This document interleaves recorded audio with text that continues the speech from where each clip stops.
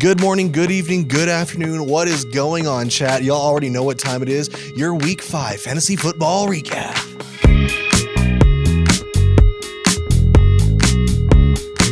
Boring, uneventful, unexciting, predictable. These are all words that I would use to describe this past weekend's games. Here's the deal. No special segment today. We try to space them out. I don't want to drive myself crazy with 20-minute videos that I have to edit every single week. However, next week we've got a special surprise already in the tank, loaded up for you guys. So stay tuned for that. Today, we're going to blow through this past weekend's games. We're going to take a look at the scores. We're going to take a look at some things that are coming our way, and we're going to get you guys on your way. All right, let's jump straight in. Our first game we're going to take a look at this week is the highest scoring game of the weekend, which would be Cheddar Enjoyers versus Triple Dipper. Jakey versus me. Jakey walking away with an L this week with his 70 points to my 81, due most in part by him dropping Dak Prescott, giving him to me for free, and Dak Prescott throwing for 36 points. Just like we said last weekend, call me Thanos because I assembled the Infinity Stones. I picked up Javonte Williams. I got Dak Prescott. And if CeeDee Lamb would just not be injured, we are literally going to start the Dallas Cowboys. That is the plan. It worked. Just like we said last weekend, the Dallas Cowboys have been assembled. The Infinity Stones have been collected. We had Dak Prescott for 36, Javonte Williams for 26, and Amon-Ra St. Brown, who's not a Cowboy but is an honorable mention here, for 18 points. CeeDee Lamb allegedly coming off the bench this weekend. That's right, we're going to be starting the entire Cowboys lineup against the Carolina Panthers this weekend.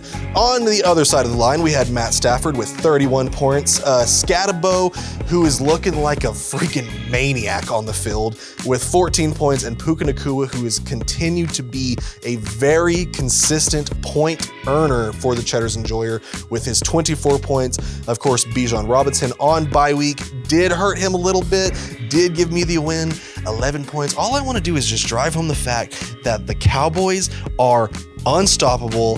Thank you for giving me all the players. Let's go to the next one. Moving on from there to the Dirt Diggers. Why would you say that? Versus Baja Blasters, Oscar versus Mason. Oscar's 65 points to Mason's 50 points, bringing Oscar to be the only team with a 4-1 record. Oscar playing like an animal this season. Jalen Hurts with 23 points, CMC with 27, and Devontae Adams with 13, whereas Mason with Justin Herbert with 16, Breece Hall with 17, and Nico Collins with 16. Here's what we need to say.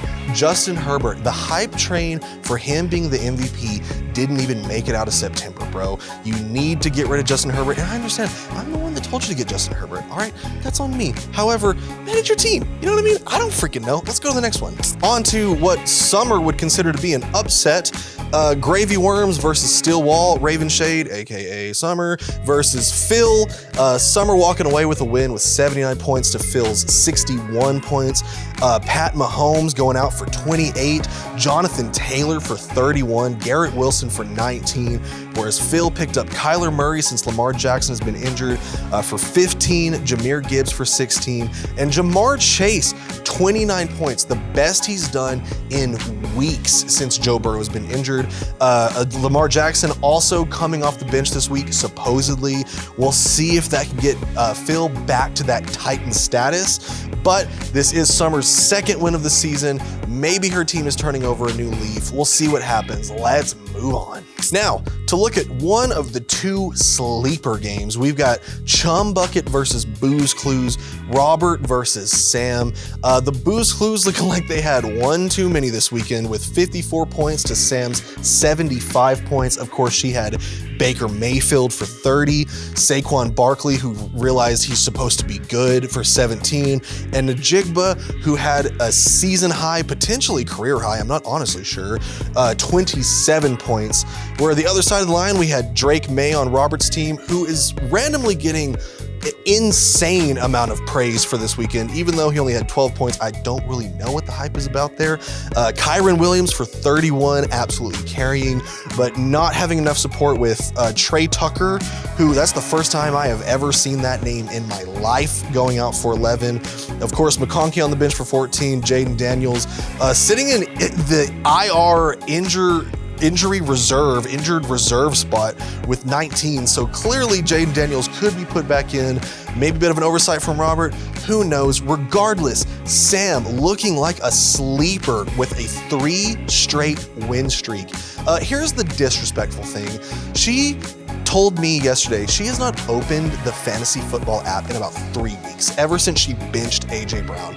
So you should feel bad. Sam, you should feel bad for not participating and absolutely beating the piss out of us. And everyone that's lost, you should feel bad for getting your piss beat out of you by someone who's not even looking at the app. All right, on to the final game of the week. Winnie and the Jets versus Butt Dog. Cody versus Paige. Paige, another sleeper, going 3 straight with her 62 points to Winnie and the Jets. Paige, once again, being disrespectful. She's picking up whatever quarterback is going against the Cowboys. I don't want to say it's in spite of me. I feel like that's very narcissistic. However, it feels that way. Picking up Justin Fields for 29 points, absolutely major. Hampton with 13, of course, going out with, I believe it was an ankle injury, and Justin Jefferson doing just enough, you know what I'm saying, with 19 points versus Cody, who had Josh Allen with 23. He continues to hope Josh Allen is going to be the saving grace, is going to be the guy that's bringing home 40, 50 points a week. This week, not so much with his 23.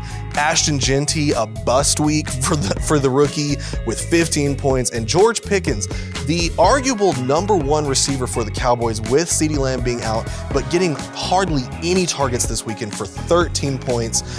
Paige looking disgusting. Paige going on a run in the fantasy football app. That's the first run she's been on in years. Second, Butt Dog, more like she's in your butt, dog. You know what I'm saying? God dang. In previous weeks, we have been looking at the power rankings, which is basically how the computer thinks you're ranking up against everybody according to how you're doing in each game, how your team looks or whatever.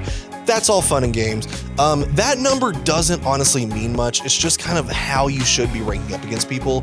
Now that we've made it to week 6, which is almost halfway through the season, we are now going to switch to looking at standings. So standings are literally your record, right?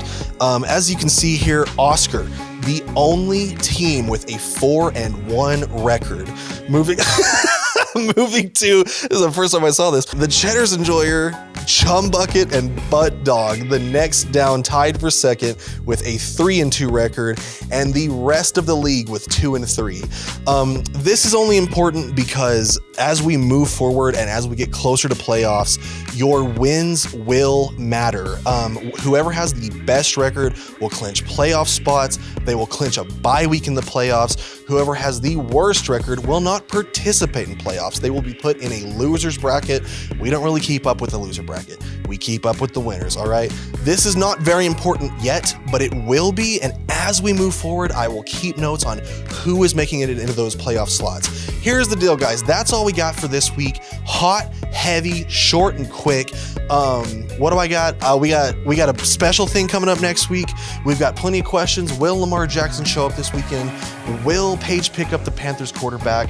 Will the Cowboys continue to be absolutely incredible? I don't know. Only time will tell. I love you guys. Hope you're having a good week, and we'll see you on the next one.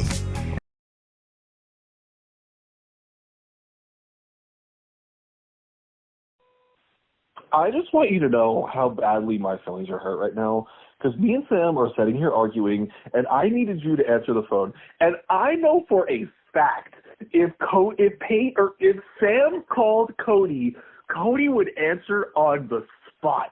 You don't even know. Why would I call you? It would have to be some kind of major medical emergency or a bullshit argument like we're having right now. However,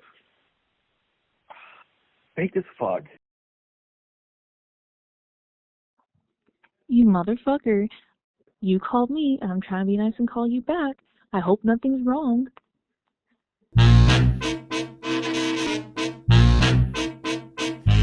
You gotta rock to the rhythm with them. Got to give it to them. Got to give a lot more than the minimum. Rock